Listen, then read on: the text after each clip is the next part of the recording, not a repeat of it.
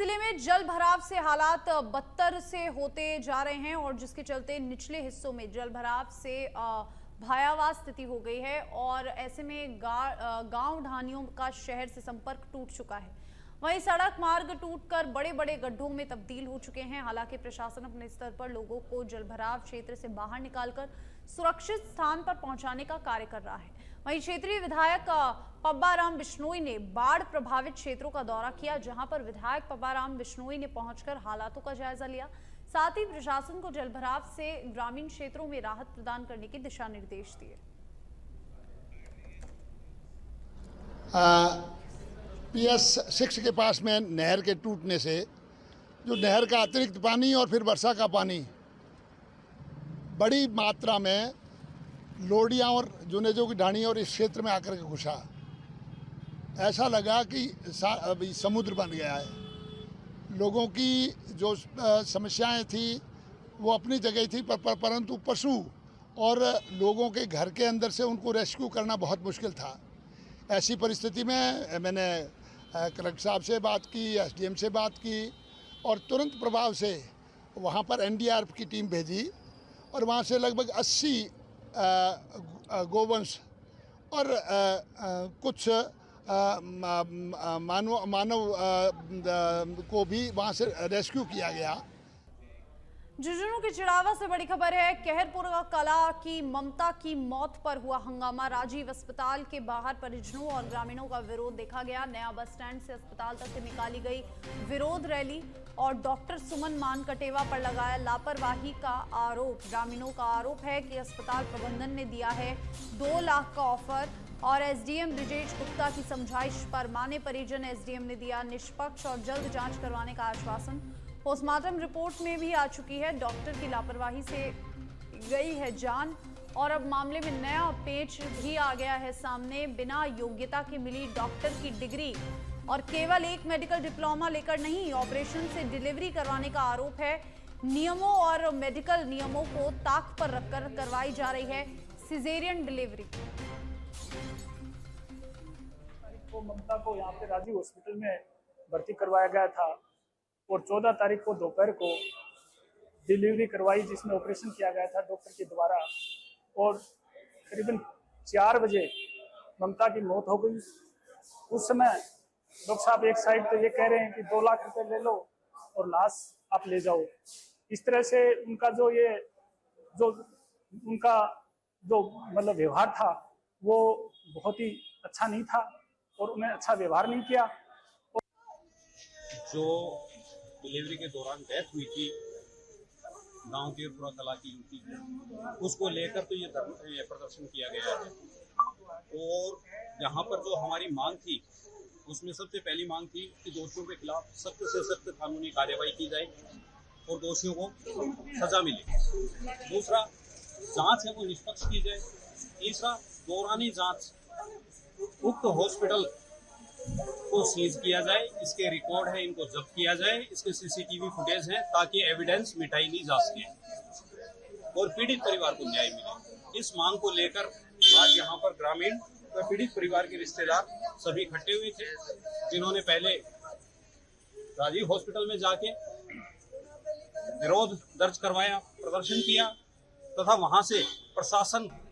सिरोही जिला मुख्यालय के पास से गुजरने वाला 62 नंबर 4 लेन हाईवे गौवंश के काल का कारण बना हुआ है। शिवगंज शहर से लेकर पिंडवाड़ा शहर तक की हाईवे सड़क एक्सीडेंट जोन बन चुकी है और कई पशु इन हादसों में काल के ग्रास बन चुके हैं। जिले के पशु प्रेमी इन हादसों को लेकर लगातार जिला प्रशासन, NHAI और राज्य सरकार के नुमाइंदों से इन हादसों की रोकथाम के लिए हाईवे के दोनों किनारों पर जाली लगाकर राहत देने की मांग कर रहे हैं, पर ना तो राज्य सरकार इस पर ध्यान दे रही है और ना ही यहाँ के जनप्रतिनिधि इस पर कोई कार्रवाई कर रहे हैं।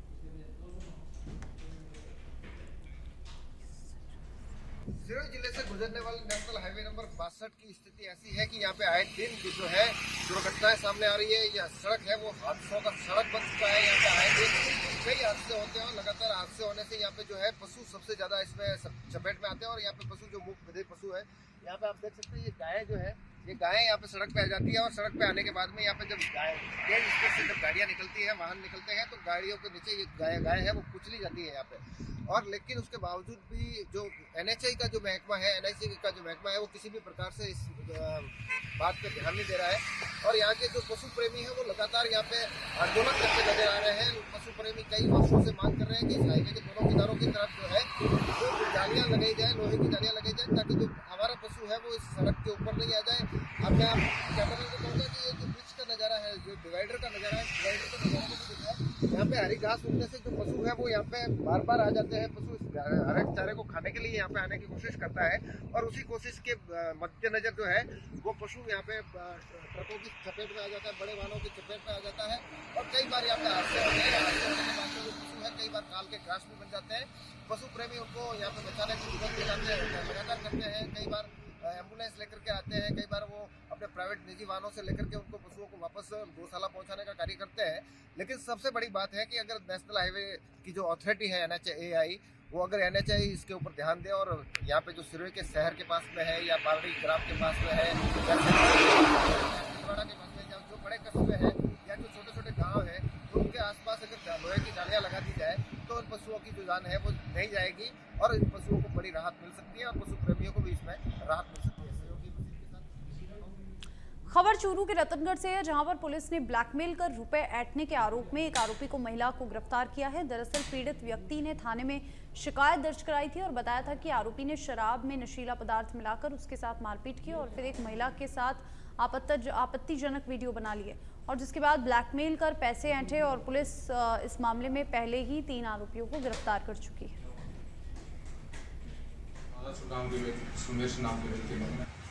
पुलिस थाना रतनगढ़ में मुकदमा नंबर 285 दर्ज करवाया था।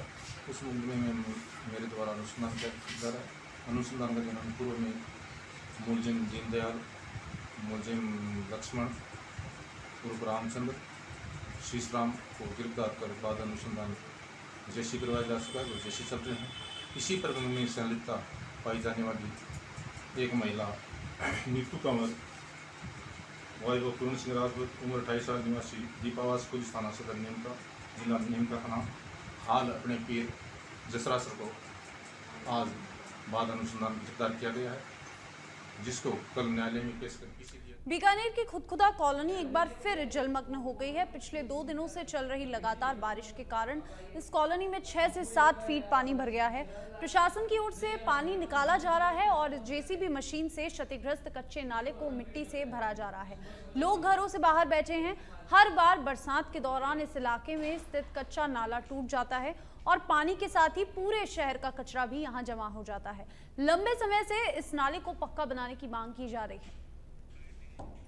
तो पक्का बनाना चाहिए, क्योंकि इनसे बहुत ही बड़ी परेशानी हो रखी है। सारे यहाँ पर कचरा फूस, यहाँ घर डूब रहे हैं, लोगों की परेशानी हो रही है। और ये पक्का अगर नाला बन जाए तो यहाँ की पूरी समस्या मिट जाती है। यानी बद्रीनाथ जी सरकार ने बीकानेर को 100 करोड़ रुपए गंदे पानी के निस्तारण के लिए दिए हैं। वो अब जैसे ही काम शुरू होगा तो उनका भी, जैसे वो कच्चे नाले तो पक्के बढ़ जाएंगे और उनका स्थायी पूरे राजस्थान में मेघा बरस रहे हैं। यूं तो बरसात अच्छी होती है, लेकिन अगर बरसात आफत की हो तो वाकई परेशानी का कारण है।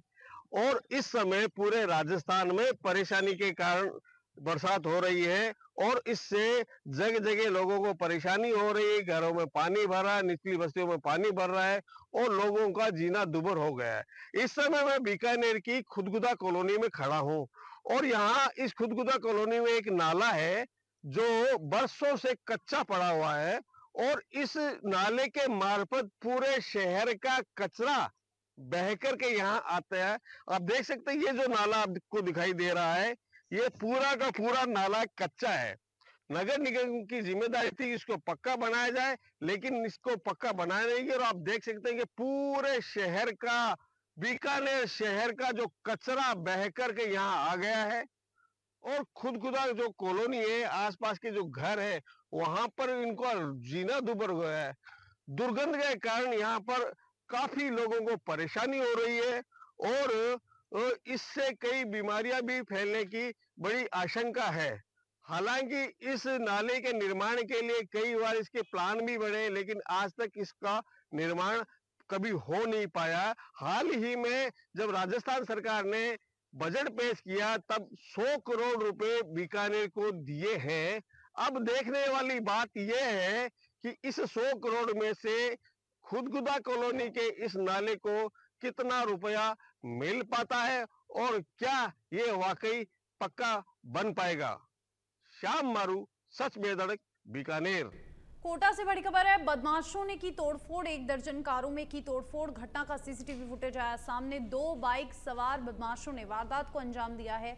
उद्योग नगर थाना इलाके का ये मामला बताया जा रहा है, जहां पर बाइकों के साथ, कारों के साथ तोड़फोड़ की गई है। 1 दर्जन कारों को तोड़ा गया है और यहाँ का सीसीटीवी फुटेज भी सामने आ गया है, जिसमें पता लगा कि 2 बाइक सवारों ने यहाँ पर आकर वारदात को अंजाम दिया।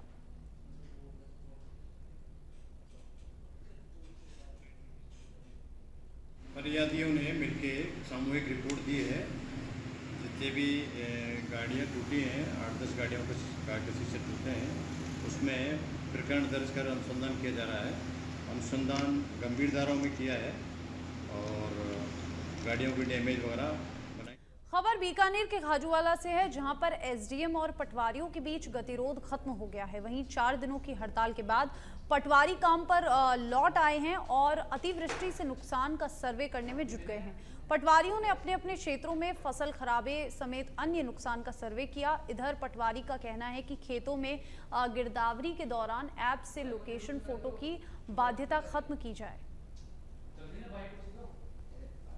देखिए सर, अभी हमने पिछले 2-3 दिनों से लगातार सर्वे कर रहे हैं और हमने नुकसान सर्वे के दौरान पाया कि फसलों में 80% से अबव नुकसान है। ग्वार और मूंग की फसलों में 80% से ज़्यादा नुकसान है।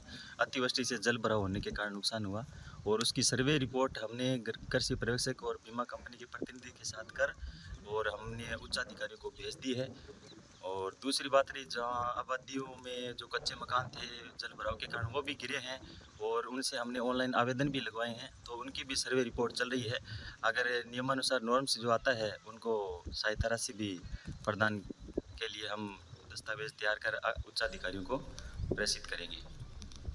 देखिए सर, हमारा वो श्रीमान उपखंड अधिकारी के साथ कोई छोटी मोटी बात थी और हमारा रेवेन्यू एक परिवार ही होता है और रेवेन्यू के अंदर एसडीएम हमारे मुखिया होते हैं परिवार के और उनके साथ कोई छोटी मोटी नोकझोंक हुई थी और आवेश में आकर हमने वो कोई आंदोलन।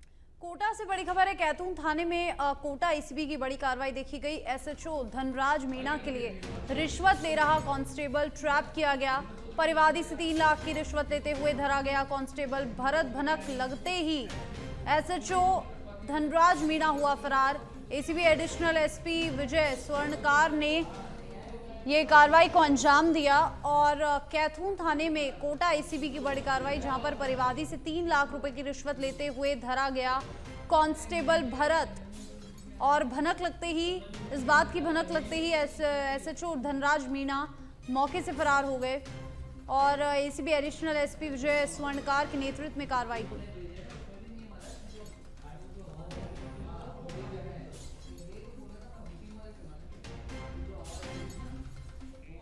उदयपुर में चाकूबाजी में घायल छात्र की जानकारी लेने पंजाब के राज्यपाल गुलाब चंद कटारिया और कैबिनेट मंत्री अविनाश गहलोत पहुंचे, जहां से एक चर्चित तस्वीर सामने आई है। दरअसल आईसीयू में जाते समय गुलाब चंद कटारिया को मंत्री अविनाश गहलोत ने शू कवर पहनाया और ये तस्कर सामने आने के बाद अविनाश गहलोत के अच्छे संस्कारों की चर्चा हो रही है।